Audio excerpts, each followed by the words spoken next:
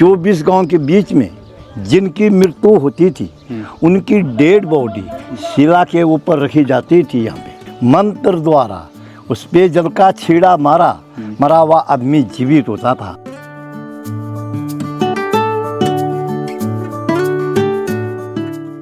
हम लोग पहुँच चुके हैं यहाँ खरसाली में। खरसाली वो जगह है जिसे माँ यमुना का शीतकालीन निवास कहा जाता है।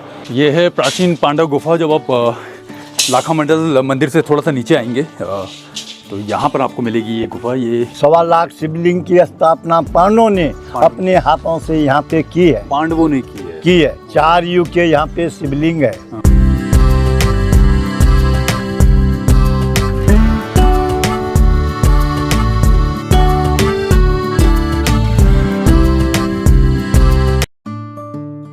पहुंच गए हैं हरिद्वार। चारधाम यात्रा का पहला पड़ाव। तो चारधाम यात्रा का जो सबसे पहला धाम है वो है यमुनोत्री। तो इस वीडियो में मैं आपको बताऊंगा यमुनोत्री धाम जाते वक्त कौन कौन सी और जगह भी घूम सकते हैं और कौन कौन सा आपको रास्ता लेना चाहिए यमुनोत्री के लिए। तो चलिए चलते हैं चारधाम के पहले धाम यमुनोत्री धाम की तरफ हरिद्वार से। थोड़ा सा रूट की इन्फॉर्मेशन देता हूँ आपको। यमुनोत्री धाम वैसे आप 2 रास्ते से जा सकते हैं। जैसे आप हरिद्वार से वाया ऋषिकेश भी जा सकते हैं और हरिद्वार से आप जो दूसरा रास्ता है वो देहरादून मसूरी होते हुए। जो शॉर्ट रास्ता है वो देहरादून मसूरी वाला ही है। तो इनकेस अगर आप देहरादून में लैंड करते हैं चारधाम के लिए तो आपको फिर हरिद्वार आने की ज़रूरत नहीं है। आप हरिद्वार से मसूरी वाला रूट लीजिए जिस रूट पे मैं जा रहा हूँ। चारों धाम के लिए आपको अगर आप सस्ते में ट्रैवल करना चाहते हैं तो पब्लिक ट्रांसपोर्ट है। तो आपको बसेस जो होती हैं वो मिलेंगी हरिद्वार से ही। अब हरिद्वार से आप गंगोत्री, केदारनाथ और बद्रीनाथ के लिए तो डायरेक्ट बसेस हैं जो सुबह 3 बजे से शुरू हो जाती हैं। उनका किराया 500 से लेकर 800 रुपये है और वो आपको हरिद्वार बस स्टेशन पे मिल जाती हैं। 3 बजे चलती हैं, 4 चलती हैं, 5, 6, 7 बजे तक चलती हैं वो।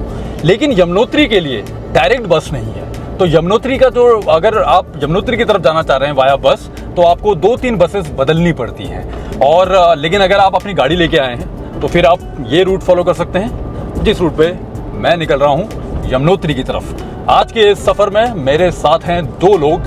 पीछे बैठा है अभिषेक त्रिपाठी उज्जैन महाकाल से, और जो कैमरा कर रहा है वो है रोहित पासवानी, वो भी उज्जैन महाकाल से आया।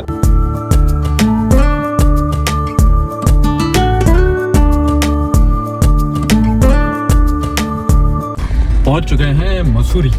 तो मसूरी में तो रुकने का कोई प्लान नहीं है और ना मसूरी को एक्सप्लोर करने का कोई प्लान। वैसे भी मसूरी के बारे में आप लोग अच्छी तरीके से जानते हैं।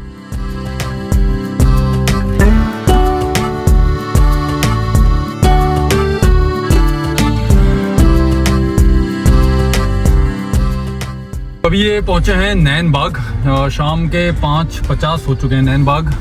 और अब यहाँ से बड़कोट है कुछ 50-52 किलोमीटर। यमुनोत्री अभी भी बहुत दूर है, 96 किलोमीटर। 7 बज गए हैं और अंधेरा कंप्लीट हो चुका है। मैं तो हल्द्वानी से सुबह 7 बजे चला था तो 12 घंटे की ड्राइव हो चुकी है। और अभी जो हम पहुंचने वाले हैं वो लाखा मंडल।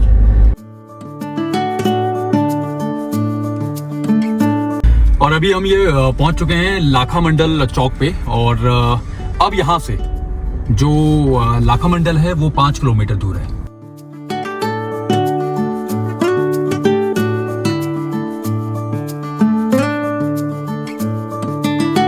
तो फाइनली पहुंच चुके हैं हम लोग लाखा मंडल में। और लाखा मंडल मेन गांव में ही है। लाखा मंडल में ये होटल मिला है देवभूमि होटल। इसके रूम की बात हो चुकी है, मैं रूम दिखा देता हूँ आपको। ये है होटल देवभूमि का हमारा रूम। यहाँ से आपको व्यू देख लो आप। इनकी प्रॉपर्टी है। अभी तो अंधेरे में उतना कुछ समझ में नहीं आ रहा, मॉर्निंग में अच्छी तरह समझ में आएगा। गाड़ी यहाँ पर पार्क हो जाएगी। आपके बैठने के लिए बहुत अच्छी जगह है। और ये रहा हमारा रूम, 3 बेडेड, 3 लोगों के लिए परफेक्ट रूम है। मतलब यहाँ से आपको सामने व्यू भी मिलेगा। रूम का प्राइस वैसे तो 1500 था। मैंने थोड़ा सा बोला कि अगर कुछ हो सकता है तो 1200 में कर दिया है। और यहाँ पर बहुत प्राचीन मंदिर है लाखा मंडल का मंदिर, जिसके बारे में मैं आपको कल सुबह बताऊँगा। तो ये वीडियो यहाँ पर ख़त्म नहीं होगा क्योंकि ये पूरा एक धाम का पूरा कंटिन्यू रहेगा यमुनोत्री तक। तो मिलते हैं आपसे मॉर्निंग में।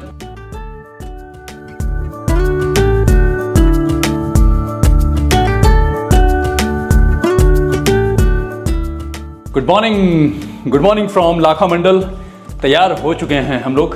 ये रहा हमारा रूम। कल अंधेरे में उतना सा ज़्यादा साफ नहीं दिख रहा था, अभी देख लो 3 बेडेड रूम है। ड्रोन वगैरह मेरा चार्ज हो रहा है। सो ये है यहाँ लाखा मंडल से होटल देवभूमि का व्यू, जहाँ से आपको कुछ ऐसा नज़ारा मिलता है। होटल चेकआउट करते हैं, यहाँ से ऊपर गाँव की तरफ जाते हैं, गाँव को एक्सप्लोर करते हैं और उसके बारे में फिर आपको बहुत सारी बातें बताएंगे। चलो सामान ले चलते हैं नीचे की तरफ।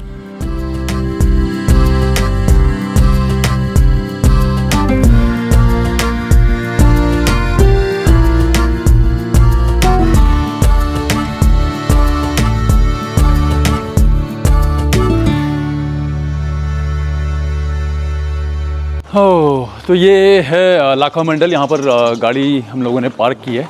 मंदिर इधर की तरफ को है ना, ठीक है। आपका ये होटल भी है, क्या है रूम के प्राइस इधर? 1000 से स्टार्ट है। और क्या नाम है होटल का? देवभूमि रेस्टोरेंट। देवभूमि रेस्टोरेंट। अच्छा, जहाँ पर हम रुके थे वो देवभूमि होटल था, ये देवभूमि रेस्टोरेंट है। ये जस्ट मंदिर के सामने ही है। 1000 रुपये से स्टार्ट है बताते हैं।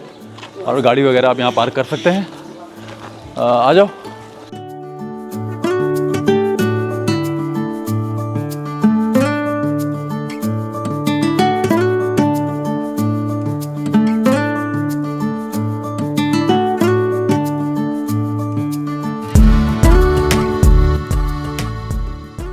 आपका शुभ नाम? मेरा नाम पंडित महिमानंद गौड़ है बेटा। मैं मंदिर का पुजारी हूँ और मैं 33 कोटि देवी देवताओं का वजीर हूँ। सबसे पहले तो आपको हमारे इष्ट देवता के तरफ से आप लोगों को आशीर्वाद है और हमारे पुजारियों की तरफ से गांववासी क्षेत्रवासियों की तरफ से आपको नमस्कार है। बहुत बहुत धन्यवाद। इस मंदिर की खोज गायनी की है। गाय माता मंदिर के अंदर जाके शिवलिंग पे दूध की धार चढ़ा के अभिषेक पूजा करती थी। गाय माता के शरीर के अंदर रूम में 33 कोटि देवी देवताओं का वास है। तो अंदर वाला जो शिवलिंग है वो सतयुग का है। आप जब अंदर जाएंगे तो दाहिने साइड में दरवाजे के बगल में एक पत्थर शिला है, इतनी बड़ी। उसमें इतने छोटे पैर के निशाने पार्वती माँ के। 5 साल की कन्या रूप में पार्वती माँ ने शिव पाने को घोर तपस्या की है 12,000 साल तक, तब जाके भोले बाबा प्रसन्न हुए हैं। यहाँ पे ये लाल रंग का शिवलिंग है, ये लंबा वाला। हाँ, ये लाल रंग है। हाँ, ये रेते बालू का शिवलिंग है। रेते वाले मतलब?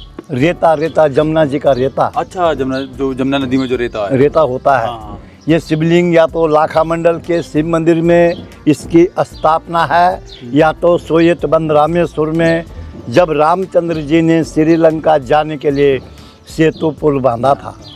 ये पूरे भारत देश में कहीं और जगह नहीं है। अच्छा। ये हरे रंग का शिवलिंग है, हरे कलर का। ये द्वापर युग का है, कृष्ण जी के टाइम का, जब कृष्ण जी का अवतार हुआ था द्वापर युग में। यहाँ पे 33 कोटि देवी देवता है, 1.25 लाख शिवलिंग की यहाँ पे स्थापना है। 4 युग के यहाँ पे शिवलिंग है।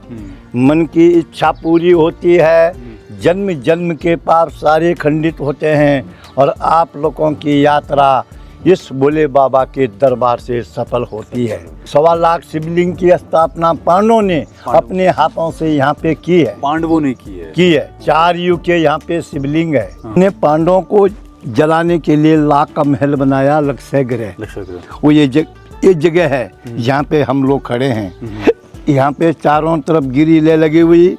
इस ग्रिल के अंदर चारों तरफ लाल ईंट है, चारों तरफ। इस सीट के नीचे आज भी लाख है। यहाँ पे महल था, महल पे दुर्योधन ने आग लगा दी, महल जल गया। यहाँ से अंडरग्राउंड सुरंग है, ये सरकार ने बंद कर दी।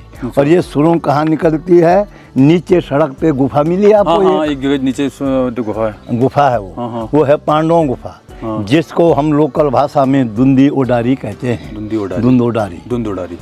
विदुर जी ने यहाँ से सुरंग बनाई और पांडवों को उस गुफा से बाहर निकाला। ये मूर्ति कौन सी है? राजा दक्ष ने यज्ञ किया, उन्होंने तमाम दुनिया के लोगों को बुलाया और अपने बेटी जवाई को नहीं बुलाया। तो सतयुग में इनका रूप है वीर और भद्र, त्रेता युग में इनका रूप है जय और विजय, द्वापर में इनका रूप है द्वार और पाल, इस कलयुग में इनका रूप है देव और दानव। इनकी पहचान है। हर हर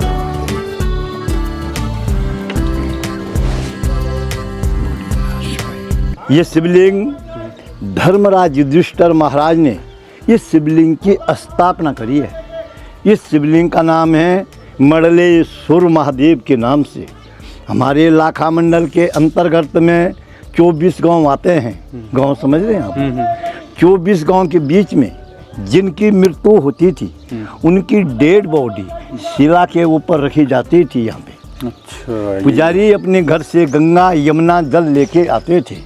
मंत्र द्वारा उस पे जल का छीड़ा मरा हुआ आदमी जीवित होता था। ब्राह्मण देवता उसको अपने हाथों से दूध भात खिलाता था। ये शक्ति थी बेटा इस जगह पे।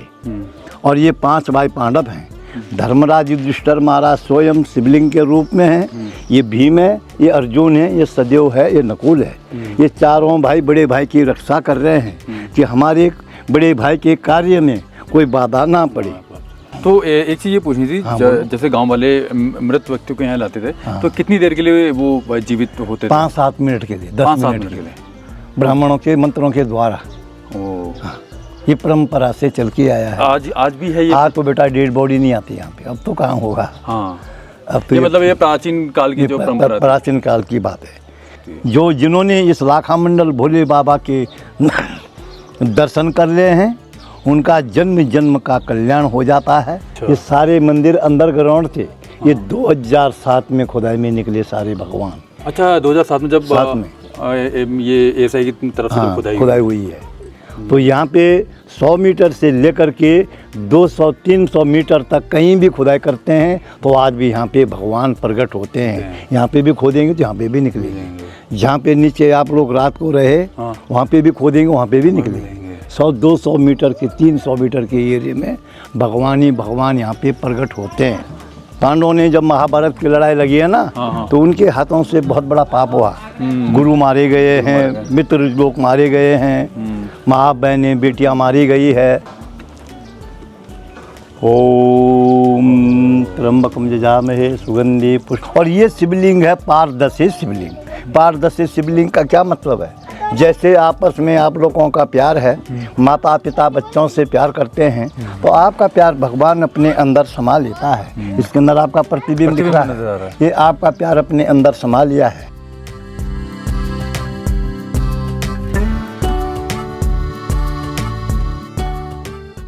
तो ये बताया यहाँ के जो पंडित जी हैं, उन्होंने बहुत सारी बातें बताई है। हम लोग चाहे गूगल करें चाहे कुछ करें, लेकिन जब तक कि हम लोकल लोगों से बात ना करें तब तक हमको उस जगह की जो मान्यताएं हैं, जो एक्चुअल मान्यताएं हैं, जो असली चीज़ें हैं वो नहीं पता लगती। गूगल में तो लिखा हुआ है, लेकिन जब पंडित जी ने बताया इस जगह के बारे में कि यहाँ पर क्या क्या घटित हुआ है, पांडवों की सारी कहानी और 4 युगों का पूरा इतिहास जो ये जगह अपने में समेटे हुई है, वो सब कुछ पंडित जी ने बताया है। ये है प्राचीन पांडव गुफा। जब आप लाखा मंडल मंदिर से थोड़ा सा नीचे आएंगे तो यहाँ पर आपको मिलेगी ये गुफा। ये पंडित जी नमस्कार। अच्छा, अज्ञातवास में छुपे थे तो लोग बोलते हैं कि जो लाखा ग्रह है वो उन्हें, हाँ वही तो मैंने सोचा था। शिवलिंग यहाँ स्थापित किए थे ना जब उनको गुरु हत्या ब्रह्मा से लग गई। हाँ, कितना अंदर तक जा सकता है इंसान इसमें? वो जा सकते हैं। ये देखिए आप, ये शिवलिंग है। ये शिवलिंग है। हर हर महादेव। ये यहाँ से अंदर आपको गुफा नजर आएंगी काफ़ी। इस पूरी जगह में 8-9 गुफाएं हैं ऐसी। हाँ, इसमें अलग अलग है। क्योंकि बहुत लोग ऐसा मानना है जब लाक्षागृह का जब कांड हुआ था तब पांडव लोग दुर्योधन से छुपने के लिए अज्ञातवास के दौरान यहाँ आए थे। लेकिन लाक्षागृह से कितना संबंध है इसके बारे में कोई ऐसा तथ्य या प्रमाण नहीं है। लेकिन हाँ, इस बात को लोग मानते हैं कि अज्ञातवास के दौरान पांडव जब हिमालय में छुपे हुए थे, तो ये एक जगह भी उन जगहों में से एक है जहाँ पर पांडवों ने छुपने के लिए इन गुफाओं का इस्तेमाल किया था। तो अब चलने का वक्त हो गया है, क्योंकि आगे हमको निकलना है बरकोट की तरफ, बरकोट से फिर यमुनोत्री की तरफ।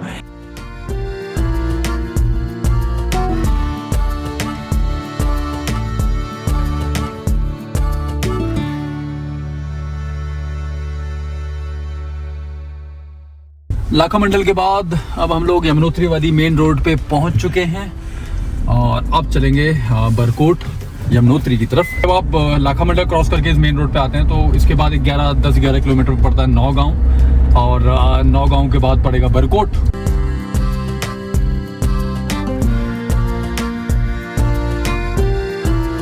और अब हम लोग पहुंचे हैं बरकोट। तो बरकोट यमुनोत्री धाम जाने से पहले एक बड़ी जगह है जहां पर जनरली लोग रुकते हैं। यहाँ पर ये काफ़ी बड़ा, आपको यहाँ पर बड़ी मार्केट मिल जाती है, होटल के ऑप्शंस काफ़ी मिल जाते हैं आपको। बरकोट के बाद अब हम लोग हैं यमुनोत्री वाले रोड पे ही। तो बरकोट ही वो जगह है जहाँ से आप यमुनोत्री के लिए भी जाएंगे, और जब यमुनोत्री के दर्शन करके आप यहीं से उत्तरकाशी और गंगोत्री के लिए जाएंगे। तो यही बरकोट है। बरकोट में आपको बहुत सारे होटल मिल जाते हैं, मतलब यहाँ पर होटल के बहुत सारे ऑप्शंस हैं। तो बरकोट के बाद लेकिन अब यमुनोत्री की तरफ को रोड काफ़ी चौड़ी हो गई है, क्योंकि यही चीज़ जब हम पीछे देहरादून से पूरा आए मसूरी के बाद प्रॉपरली, तो वहाँ तक तो रोड बहुत पतली थी, लेकिन अब रोड चौड़ी हो गई। अब देखते हैं ये इतनी चौड़ी सड़क हमको कहाँ तक मिलती है। अब यमुनोत्री रह जाता है कुछ 24 किलोमीटर, और ये जो 24 किलोमीटर है इसमें फिर से आपको बहुत पतली संकरी रोड मिलती है ये। तो तकरीबन 18 किलोमीटर दूर रह गए हम लोग, और ये जो जोन है 18 किलोमीटर पहले पड़ता है, ये है मेजर जो लैंडस्लाइड का जोन है। क्योंकि अगर थोड़ी सी भी बारिश हुई या कुछ हुआ तो सबसे पहले ये रोड ब्लॉक हो जाएगी।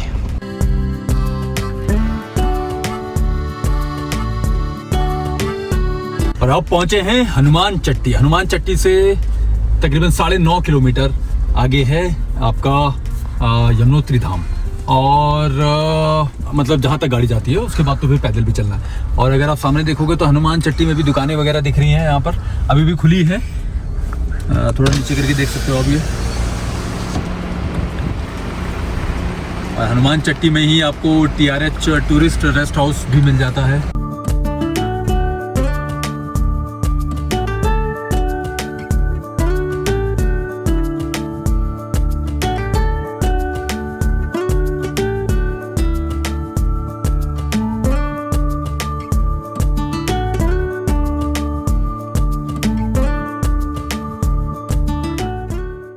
हम लोग पहुंच चुके हैं यहाँ खरसाली में। खरसाली वो जगह है जिसे माँ यमुना का शीतकालीन निवास कहा जाता है।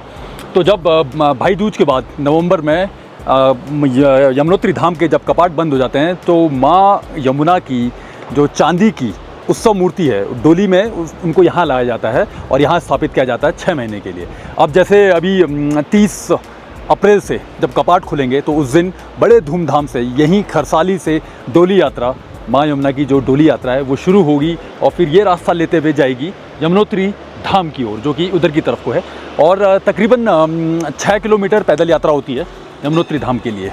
तो ये रहा खूबसूरत माँ यमुना का खरसाली में मंदिर। बहुत खूबसूरत है, बहुत खूबसूरत। अब सोचिए ना, जो खरसाली में जब माँ यमुना का मंदिर इतना खूबसूरत है तो ऊपर यमुनोत्री धाम में तो बहुत ही खूबसूरत होगा।